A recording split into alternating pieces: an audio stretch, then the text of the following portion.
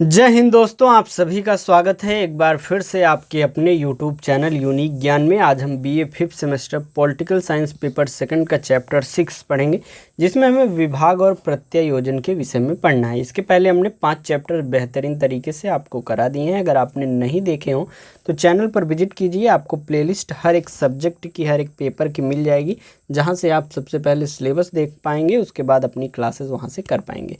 अगर आप चैनल पर नए हैं तो आपको यह भी बता दें कैसे आपको नोट्स प्राप्त होंगे। सभी जो चैप्टर्स यहाँ पर कराए जाते हैं, किसी भी सब्जेक्ट के पूरा चैप्टर वाइज सिलेबस कवर कराया जाता है, फिर प्रीवियस ईयर क्वेश्चन पेपर आपको सॉल्व कराए जाते हैं और मोस्ट इंपॉर्टेंट क्वेश्चन की एक वीडियो लेक्चर आपके लिए हर एक सब्जेक्ट की लाई जाती है, जो कि मोस्ट इंपॉर्टेंट आपके लिए हो जाती है। तो ये सभी चीज़ें कराई जाती हैं और साथ ही साथ नोट्स भी आपको प्रोवाइड कराए जाते हैं। अगर आप नोट्स प्राप्त करना चाहते हैं तो कहाँ पर मिलेंगी, ये सभी जानकारी अभी लेक्चर के एंड में आपको दे दी जाएगी। तो चलिए हम देखते हैं विभाग और प्रत्यायोजन के विषय में। वीडियो को लाइक करके कोई भी डाउट हो पूरा लेक्चर देखने पर तो आप उसको कमेंट में पूछ लिया करिए, उसका जवाब आपको दिया जाएगा। विभाग का अर्थ क्या होता है? विभाग जो है वह प्रशासन की मूलभूत इकाई है। सूत्र इकाइयों ने अनेक प्रकार के संगठन होते हैं, जैसे कि विभाग, निगम, स्वतंत्र नियामकी आयोग आदि। इनमें सबसे अधिक महत्वपूर्ण क्या होता है? विभाग होता है। आपको हम एक एग्जांपल से समझाते हैं कि आप कॉलेज में पढ़ रहे हैं। आपने देखा होगा कि हर एक सब्जेक्ट का आपका विभाग है, और वह विभाग पूरे कॉलेज में जितने भी आपके सेमेस्टर चल रहे हैं, जितने भी आपकी क्लासेस चल रही हैं, उस सब्जेक्ट की क्लासेस और उनके सिलेबस कंप्लीट कराने का उसकी पूर्ण जिम्मेदारी उनकी होती है।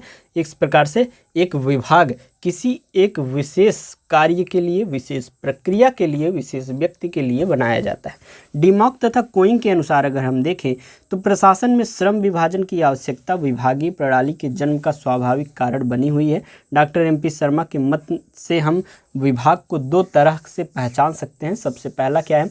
इकाई का नाम चाहे कुछ भी हो, यदि वह प्रशासकीय सोपान के शीर्ष के समीप हो तथा उसके व प्रमुख कार्यकारी के बीच कोई अन्य इकाई न हो तो वह उसे विभाग कहेंगे।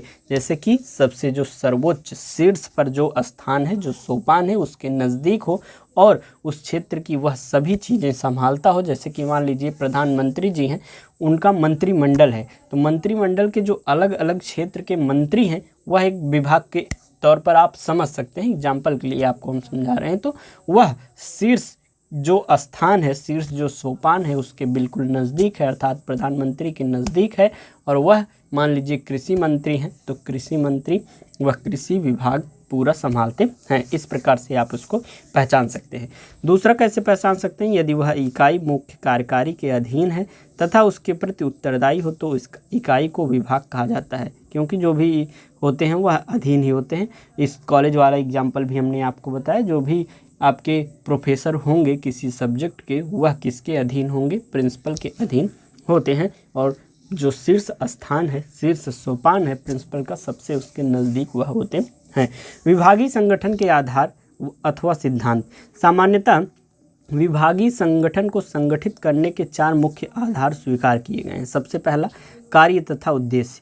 उद्देश्य अथवा कार्य जो है विभागीय संगठन का परंपरागत एवं लोकप्रिय आधार रहा है। इसका तात्पर्य यह है कि विभागों का वर्गीकरण उन उद्देश्यों के आधार पर किया जाए जिनसे वे सेवाएं जो हैं प्रेरित हों। उदाहरण के लिए शिक्षा का प्रबंध करने के लिए शिक्षा विभाग, चिकित्सा के लिए चिकित्सा विभाग आदि इसी आधार पर संगठित किए जाते हैं, अर्थात कार्य के आधार पर और उनके उद्देश्य के आधार पर जो है विभागों का संगठन किया जाता है। दूसरा किसके आधार पर? प्रक्रिया के आधार पर। विभागों के संगठन का दूसरा आधार प्रक्रिया है। इसका तात्पर्य है व्यावसायिक अथवा विशिष्ट योग्यता के आधार पर सेवाओं का वर्गीकरण करना। भारत सरकार के कानून एवं न्याय, इस्पात एवं खान विज्ञान एवं तकनीकी विभाग इसी प्रकार के विभाग है, अर्थात उनकी प्रक्रिया के आधार पर उनका संगठन किया जाए। तीसरा आधार है व्यक्ति समूह। इसका अर्थ है कि सेवा से जुड़े व्यक्तियों के आधार पर प्रशासनिक इकाइयों को एक ही विभाग में संगठित कर दिया जाए। जैसे कि बाल विभाग, सभी बच्चे लोग, महिला कल्याण विभाग, सभी महिलाओं के लिए वृद्ध विभाग, सभी महिलाओं के लिए कृषक विभाग जो है वह सभी किसानों के लिए होता है। तो यह व्यक्ति के आधार पर संगठन किया जाता है विभाग का। चौथा है क्षेत्र तथा प्रदेश। क्षेत्र अथवा प्रदेश, इसका तात्पर्य है विभाग उस क्षेत्र अथवा प्रदेश के आधार पर संगठित किए जाएं जहां की वे सेवा कार्य करते हैं। ब्रिटेन में स्कॉटलैंड राज्य सचिव का कार्यालय इसी आधार पर जो है संगठित किया गया है। ये अभी आपने विभाग पढ़ लिए, विभाग के विभिन्न विद्वानों द्वारा परिभाषाएं पढ़ ली, उसके आधार पढ़ लिए किस आधार पर विभाग का संगठन किया जाता है। अब हम पढ़ेंगे प्रत्यायोजन के विषय में। प्रत्यायोजन आखिर होता क्या है? प्रत्येक व्यक्ति की अपनी सीमाएं एवं क्षमताएं होती हैं और वह सीमाओं एवं क्षमताओं में ही कार्य कर सकता है। जब कार्यभार बढ़ने लगता है अथवा उसका तकनीकी पहलू जटिल होने लगता है तो उसे अपने कार्यभार को कम करने की आवश्यकता जो है प्रतीत होती है, और इस आवश्यकता की पूर्ति अर्थात कार्यभार को कम करने के लिए अन्य व्यक्तियों अपने कार्यों का कुछ भाग आवश्यक अधिकारों सहित सौंपना जो है वह प्रत्यायोजन कहलाता है। इससे स्पष्ट होता है कि प्रत्यायोजन एक प्रक्रिया है जिसके द्वारा एक उच्चाधिकारी अपने कुल कार्य को स्वयं के तथा अपने अधीनस्थों के मध्य वितरित करता है, जिससे कि क्रियात्मक एवं प्रबंधकीय विशिष्टीकरण की प्राप्ति की जा सके। एक प्रकार से प्रत्यायोजन को आप समझ सकते हैं। मान लीजिए कोई भी एक बड़ा मंत्री है, मान लीजिए प्रधानमंत्री को ही आप समझ लीजिए, तो प्रधानमंत्री के पास इतने ज़्यादा कार्य हैं कि वह स्वयं नहीं कर सकते हैं, तो अपने ऊपर कार्य की जो जिम्मेदारी है, जो एक प्रकार से भार है, उसको कम करने के लिए उन्होंने मंत्रिमंडल बनाया। मंत्रिमंडल में अलग अलग विभाग बनाए और अलग अलग विभाग के लोग अपनी अपनी जिम्मेदारी को निर्वहन कर रहे हैं, और वह किसके नेतृत्व में हो रहा है? प्रधानमंत्री जी के नेतृत्व में हो रहा है। यही जो कार्यों का वितरण है अपने और अपने अधीनस्थ लोगों के मध्य, वही जो है प्रत्यायोजन कहलाता है। बेहतरीन तरीके से आप समझ गए होंगे। हम देखेंगे परिभाषा इसकी कुछ विद्वानों द्वारा। FG मूरे महोदय क्या कहते हैं कि प्रत्यायोजन का अर्थ अन्य व्यक्तियों को कार्य का वितरण करना है और उसे करने हेतु अधिकार प्रदान करना है। थियो हेमेन महोदय क्या कहते हैं? अधिकार सत्ता के प्रत्यायोजन का अर्थ अधीनस्थों को निर्धारित सीमाओं में कार्य करने हेतु जो है अधिकार प्रदान करने से है। मिलेट महोदय क्या कहते हैं कि सत्ता के प्रत्यायोजन का अर्थ दूसरे को कर्तव्य सौंप देने से कुछ अधिक है। प्रत्यायोजन का सार है दूसरों को स्वविवेक सौंपना, ताकि वे अपने कर्तव्यों से संबंधित विशिष्ट समस्याओं को सुलझाने में अपने निर्णयों का प्रयोग जो है वह कर सकें। हेमन महोदय क्या कहते हैं? सत्ता में के हस्तांतरण का अर्थ केवल यह है कि अधीनस्थों को एक निर्धारित सीमा में कुछ करने की सत्ता सौंप दी जाए। प्रत्यायोजन की इस प्रक्रिया के कारण अधीनस्थ अधिकारी अपने उच्च अधिकारी से सत्ता प्राप्त करता है, किंतु उच्च अधिकारी के पास सत्ता अब भी मौलिक रूप से बनी रहती है, वह उसे पूरी तरह से नहीं त्याग देता है। इस प्रकार से आपको विभिन्न विद्वानों द्वारा परिभाषाएं इसलिए बताई जाती हैं कि एक ही चीज़ को अलग अलग भाषा में आप समझेंगे, अलग अलग लोगों के शब्दों में समझेंगे तो अच्छे से समझ में आएगा। बाकी आपको बताया ही गया है कि आप किसी विद्वान की परिभाषा एग्जाम में लिखते हैं तो बेहतरीन अंक आप प्राप्त कर पाएंगे। प्रत्यायोजन की आवश्यकता एवं महत्व। प्रत्यायोजन की आवश्यकता एवं महत्व को निम्नलिखित लाभों के संदर्भ में भलीभांति समझा जा सकता है। पहला, मानवीय अपूर्णता का पूरक। प्रत्यायोजन मानवीय अपूर्णता का पूरक है। यह मानवीय सीमाओं एवं क्षमताओं का विस्तार करता है। प्रत्येक व्यक्ति सभी क्रियाओं में दक्ष नहीं होता है और न उन्हें वह स्वयं ही कर पाता है, उसे अन्य व्यक्तियों की सहायता की जरूरत होती है। इस जरूरत की पूर्ति करने हेतु प्रत्यायोजन की आवश्यकता जो है वह होती है। दूसरा क्या है? प्रबंधकीय गुणों के विकास का साधन होता है प्रत्यायोजन। प्रत्यायोजन के द्वारा अधीनस्थों को अधिकार तथा कर्तव्य सौंपे जाते हैं, जिससे कि उनकी प्रबंधकीय योग्यताओं का विकास होता है। अर्थात उनको नए नए जब कार्य दिए जाते हैं तो उनकी कार्य करने की क्षमता बढ़ती है और जो है उनकी जो योग्यताएं हैं उनमें विकास होता है, और भावी प्रबंधकों की आवश्यकताओं को प्रत्यायोजन के माध्यम से एक बड़ा सीमा तक पूरा किया जा सकता है। अतएव प्रत्यायोजन जो है अधीनस्थों के विकास के अवसर जो है प्रदान करता है। तीसरा है तकनीकी जटिलताएं। तकनीकी जटिलताएं प्रत्यायोजन की आवश्यकता पर बल देती हैं। प्रत्येक व्यक्ति सभी प्रकार की क्रियाएं ना तो समझ ही सकता है और न ही उन्हें कर सकता है। अतएव विशिष्ट योग्यता वाले व्यक्तियों की आवश्यकता होती है। इन विशेषज्ञों की सेवाएं प्राप्त करने के लिए उसे प्रत्यायोजन करना ही होता है। अर्थात जैसे कोई भी व्यक्ति हो, मान लीजिए आपका जिले का डिस्ट्रिक्ट मजिस्ट्रेट जो है DM, वह हर एक कार्य तो नहीं कर पाएगा, उसको तकनीकी समस्याएं आएंगी, कंप्यूटर से रिलेटेड जो भी कार्य करना होगा, अपलोड करना हो, कुछ करना हो, तो उसके लिए जो है अधीनस्थ उसके विभिन्न कर्मचारी लगे होते हैं, तो उससे वह कार्य कराता है। तो उसे तकनीकी जटिलताओं को सॉल्व करने के लिए प्रत्यायोजन की व्यवस्था की गई है।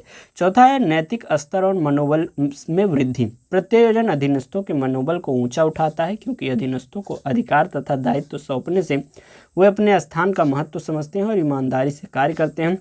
और पूर्ण लगन के साथ कार्य करते हैं। इससे नैतिक स्तर तथा मनोबल में जो है उनकी वृद्धि होती है। पांचवा है प्रबंध कार्यों में सुविधा। प्रत्यायोजन प्रबंधकों के कार्यभार में कमी करता है, जिससे वे अपना समय अन्य प्रबंधकीय कार्यों जैसे कि नियोजन, नियंत्रण, अभिप्रेरण आदि पर केंद्रित करता है। इससे प्रबंधकीय कार्यों में सुविधा और प्रभावशीलता उत्पन्न होती है और कार्य का समान व संतुलित वितरण हो जाता है। आप समझ रहे हैं कि जैसे कि डिस्ट्रिक्ट मजिस्ट्रेट है, उसके पास विभिन्न कार्य रहते हैं। एक जिला बहुत बड़ा होता है, उसमें विभिन्न चीज़ें होती हैं, उसको उसे संभालना रहता है, नियंत्रण करना रहता है, नियोजन करना रहता है, तो विभिन्न चीज़ें होती हैं। तो अपने कार्य को जब वह कम करने के लिए प्रत्यायोजन का सहारा लेता है, अपने अधीनस्थों में कार्य का विभाजन कर देता है, तो ये सभी चीज़ें करने में उसे आसानी हो जाती हैं। छठा है तत्काल निर्णय। प्रत्यायोजन तत्काल निर्णय को संभव बनाता है और कार्य के विलंब को समाप्त करता है, क्योंकि प्रत्यायोजन के जरिए निम्नतम स्तर तक निर्णय लिए जाने संभव होते हैं। एक प्रकार से कोई भी एक व्यक्ति है, किसी कार्य को कर रहा है, उसमें 25 लोगों के कार्य करने होंगे तो उसको टाइम लगेगा, लेकिन वही 10 लोग मिलकर कर रहे हैं, अर्थात जो है कार्य का विभाजन कर दिया गया है विभिन्न अधीनस्थों में, तो वह कार्य जो है जल्दी हो जाएगा, तत्काल वह कार्य हो जाएगा। प्रत्यायोजन के प्रकार की बात करें तो सबसे पहला है लिखित तथा मौखिक प्रत्यायोजन। जो लिखित रूप में किया जाता है वह लिखित होता है, जो मौखिक अथवा अलिखित रूप में किया जाता है वह जबानी या मौखिक प्रत्यायोजन कहलाता है। लिखित प्रत्यायोजन को अधिक अच्छा समझा जाता है और औपचारिक माना जाता है। जैसे कि कोई भी कार्य हो, लिखित रूप में कोई दे देता है तो उसकी मान्यता ज़्यादा रहती है। औपचारिक क्या होता है? जो प्रत्यायोजन संगठन की अधिकार सीमाओं के अनुसार किया जाता है उसे औपचारिक प्रत्यायोजन कहते हैं, और जो प्रत्यायोजन संगठन के अनुसार नहीं होता, अर्थात अधीनस्थ अपनी स्वतः प्रेरणा से कार्य कर बैठते हैं, उसे क्या कहा जाता है? अनौपचारिक प्रत्यायोजन कहते हैं। यह प्रत्यायोजन समय और धन की बचत करता है, किंतु अधिक अच्छा नहीं समझा जाता है। कौन सा? अनौपचारिक प्रत्यायोजन। औपचारिक प्रत्यायोजन विभाजित या बिखरा हुआ हो सकता है। जब अधिकार सत्ता दो या अधिक व्यक्तियों में आदेश श्रृंखला के अनुपालना भाव में प्रत्यायोजित की जाती हैं तो इसे जो है विभाजित प्रत्यायोजन हम कहते हैं। किंतु जहां कोई भी निर्णय या समस्या का हल दो या दो अधिक व्यक्तियों की अधिकार सत्ता को संयुक्त किए बिना नहीं हो सकता है, वहां अधिकार सत्ता के प्रयोजन को बिखरा हुआ माना जा सकता है। तीसरा क्या है? सामान्य अथवा विशिष्ट प्रत्यायोजन। जब किसी विभाग की समस्त क्रियाओं का कार्यभार एक व्यक्ति को सौंप दिया जाता है तो ऐसी सुपुर्दगी सामान्य प्रत्यायोजन कहलाती है, और जब इसके विपरीत किसी व्यक्ति को पूरा कार्य न सौंपकर किसी विशिष्ट क्रिया सौंपी जाती है तो ऐसी सुपुर्दगी को हम क्या कहते हैं? विशिष्ट प्रत्यायोजन कहते हैं।